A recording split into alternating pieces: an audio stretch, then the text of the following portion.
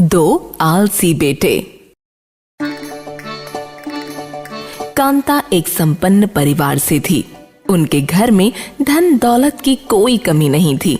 नौकर चाकर की भीड़ थी, जो मांगो वही हाथ में आ जाता था। पर कांता देवी ने ये सब अपने सर पर चढ़ने नहीं दिया। वो अपना काम खुद ही करना पसंद करती थी। पति के गुजर जाने के बाद अपने दोनों बच्चों विक्रम और विजय को पालने में कोई कमी नहीं छोड़ी। फिर भी आज वो सुखी नहीं थी। कारण ये था कि दोनों ही बहुत आलसी थे। वे दोनों ही कोई काम करना पसंद नहीं करते थे। अरे माँ, क्यों परेशान करती हो? जब इतनी धन दौलत है, नौकर चाकर है, तो काम क्यों करना है? अरे पर अपने शरीर से थोड़ा काम तो लिया करो। ऐसे ही बस सारा दिन पड़े रहना ठीक नहीं है। ओहो माँ, करने दो मजे हमें। यही तो उम्र है आराम करने की और जिंदगी के मजे लेने की। जब पिताजी इतना सब कुछ छोड़कर गए हैं हमारे लिए, फिर किस बात की चिंता है? कांता देवी उन्हें बहुत समझाती कि इस तरह से आलस करना ठीक नहीं, थोड़ा हाथ पैर चलने चाहिए, पर दोनों पर कोई असर नहीं होता। वो दोनों बस सारा दिन खाते रहते, सोते रहते या फिर यहाँ से वहाँ घूमने निकल जाते।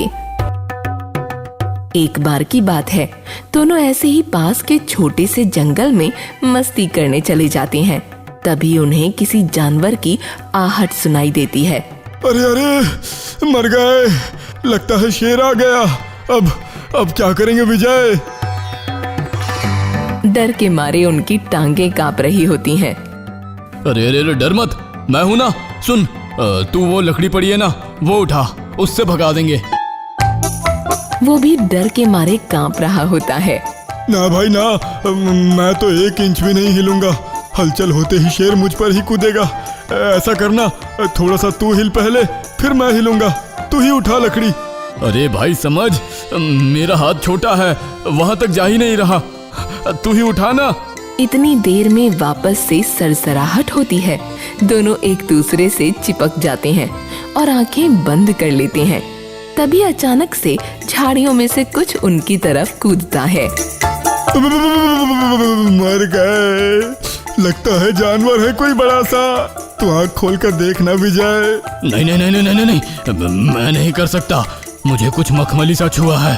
शायद कोई शेर ही है, जैसे शेर का बच्चा। ऐसा करते हैं, दोनों चुपचाप ऐसे ही लिपट कर खड़े रहते हैं। जो भी होगा हमें मरा हुआ समझकर चला जाएगा। वो दोनों ऐसे ही आंखें बंद करके खड़े रहते हैं। उनके आसपास कुछ घूम रहा होता है, जो उन्हें बार बार छू रहा होता है। सुबह से शाम हो जाती है, पर दोनों आलसी ना तो आंखें खोलते हैं और ना ही हिलते हैं। सुन विक्रम, लगता है जो भी था चला गया। कोई आवाज नहीं आ रही। दोनों आंखें खोलते हैं और आसपास देखते हैं, पर कुछ नहीं दिखता। वो थोड़ा आगे चलते हैं कि फिर से सरसराहट होती है और एक खरगोश का बच्चा निकलकर भागता है। हे भगवान, ये था। हम दोनों बेकार ही डर रहे थे। पूरा दिन ही निकल गया। क्या फर्क पड़ता है, कुछ काम तो है नहीं हमारे पास। हाँ, वैसे बात तो ये भी सही ही है। दोनों घर जाते हैं और अपनी माँ को पूरी बात बताते हैं। अरे तो हिम्मत करके थोड़ा धीरे धीरे जंगल से बाहर आने की कोशिश तो करते। देखते तो सही, शेर ही है या कुछ और। अरे माँ, क्या फर्क पड़ता है, हमें कौन सा कुछ काम है। ये सुनकर कांता देवी थोड़ा दुखी हो जाती है, पर उसे समझ नहीं आ रहा था कि क्या करे। वो अपने खानदानी पंडित के पास जाती है। अरे चौधराइन, क्यों परेशान हो रही हो? मेरे पास है इलाज। तुम बस ये बताओ कि चौधरी साहब वसीयत लिख कर गए हैं। हाँ, वो तो है मेरे पास। बस मेरा काम हो गया। पंडित कांता देवी के कान में कुछ फुसफुसाता है। कुछ दिन बाद कांता देवी पहले तो उनको वसीयत पढ़कर सुना देती है, फिर दोनों के बीच एक प्रतियोगिता रखती है। प्रतियोगिता ये है कि जो देर तक अपने पलंग पर से हिलेगा नहीं, वही विजेता होगा। और जो भी जीतेगा उसे दूसरे भाई के हिस्से की जायदाद भी मिल जाएगी। दोनों खुशी से उछल पड़ते हैं। अरे मजा ही आ गया माँ आज तो। पहले तो ये पता चल गया कि इस धन दौलत में मेरा कितना सारा हिस्सा है, और अब प्रतियोगिता भी ऐसी कि मैं ही जीतूंगा। अबे जा जा, हिस्सा तो बराबर का ही है, घर में भी और घर के सामान में भी, और आलस में मुझे तो कोई नहीं हरा पाएगा। हाँ हाँ देख लेंगे। उन दोनों को अभी तक आधी ही बात पता थी। जब प्रतियोगिता शुरू होने में बस 5 मिनट रह जाते हैं तब उनको पूरी बात पता चलती है। अरे हाँ, एक बात तो मैंने तुम्हें बताई ही नहीं। बात ये है कि जितनी देर तुम हिलोगे नहीं उतनी देर में मैं तुम दोनों के हिस्से का एक एक सामान गरीबों में बांटती रहूंगी। अरे माँ कुछ भी मत बोलो, ऐसा थोड़ी करोगी तुम। वैसे भी मैं तो इतना आलसी हूँ कि हिलूंगा ही नहीं, ये तो मैं ही जीतूंगा। और जो आलस की प्रतियोगिता जीत गया उसे दोनों के हिस्से का सामान मिल जाएगा। बस माँ बस, अब जल्दी चालू करो, ये तो मैं ही जीतूंगा। घड़ी घूमना चालू होती है और कांता देवी छोटी छोटी चीजें जैसे कटोरी, चम्मच, चप्पल, जूते ये सब देना चालू करती है। दोनों पलंग से हिलते भी नहीं। हाँ हाँ दे दो ये सब माँ, मेरे तो किसी काम का है भी नहीं। हाँ हिलने वाला तो मैं भी नहीं, मैं पत्तों पर खाना खा लूंगा, बांट दो ये सब। कांता कभी विक्रम का कभी विजय का सामान देती रहती है। वो दोनों देख रहे होते हैं पर पलंग से हिलते तक नहीं। दोनों इसी लालच में होते हैं कि जीत गए तो ज्यादा सामान मिलेगा। दोनों आधी नींद में जाने लगते हैं। पड़े पड़े उन्हें नींद आने लगती है। धीरे धीरे कांता देवी चांदी के बर्तन पर आ जाती है। माँ, अरे अरे ये तो मत दो, अरे मैं लुट जाऊंगा। विक्रम वहाँ पड़ा पड़ा हंस रहा होता है। आया मजा बच्चे, गया तेरा चांदी का सामान। हाँ हाँ जाने दे, मैं हिलूंगा ही नहीं। जब मैं जीत जाऊंगा तो तेरा भी सामान मुझे ही मिलेगा। अबे जा, मैं तुझसे ज्यादा आलसी हूँ, सारा मेरा होगा तेरा नहीं।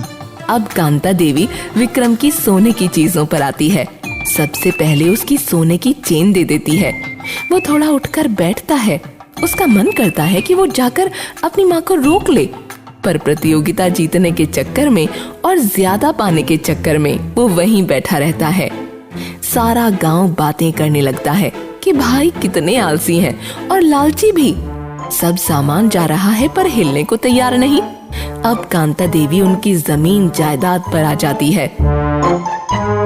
हाँ तो गांव वालों, ये है विक्रम की जमीन। इसकी कीमत होगी 100 करोड़। जो सबसे पहले आ जाएगा वही पा जाएगा।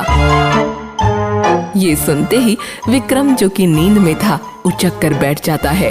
मामा मामा माँ, अरे रहम करो, ये तो छोड़ दो।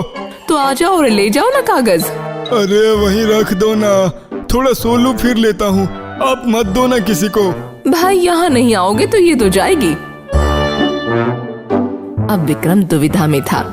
एक तरफ नींद से उसकी आंखें बंद हुई जा रही थीं, दूसरी तरफ ज्यादा पाने का लालच भी था, पर उसने कुछ सोचकर नींद ही चुनी। अरे 100 करोड़ की ही तो है, अभी तो काफी बचा है, विजय का भी तो है, जीत जाऊंगा तो सब मेरा ही है। वो 100 करोड़ की जमीन छोड़ देता है और सो जाता है। बस ऐसे ही काफी देर तक चलता रहा। कांता देवी कभी विक्रम का तो कभी विजय का सामान बांट रही होती है। धीरे धीरे सब कुछ इतना कम हो जाता है कि दोनों का हिस्सा मिलाकर भी एक अकेले जितना ना बने। जब लोग उन्हें नींद से जगाते हैं और समझाते हैं तब जाकर बहुत देर बाद ये बात दोनों को समझ आती है। अरे बावले हो गए हो क्या दोनों आलस में? देखो तो सही कितना कम बचा है। दोनों भागकर माँ का हाथ पकड़ लेते हैं। अरे माँ, तुमने तो सब लुटा दिया, अब हम क्या करेंगे, कैसे अपना जीवन यापन करेंगे? ये सब पहले सोचना चाहिए था। नींद और लालच छोड़ देते तो आज ये नहीं होता। उस दिन से दोनों काम संभालने लगते हैं और असल में कांता देवी ने किसी को कुछ नहीं दिया था। ये बस दोनों को सबक सिखाने का तरीका था। विक्रम और विजय से छुपकर सब गांव वाले सारा सामान लौटा जाते हैं।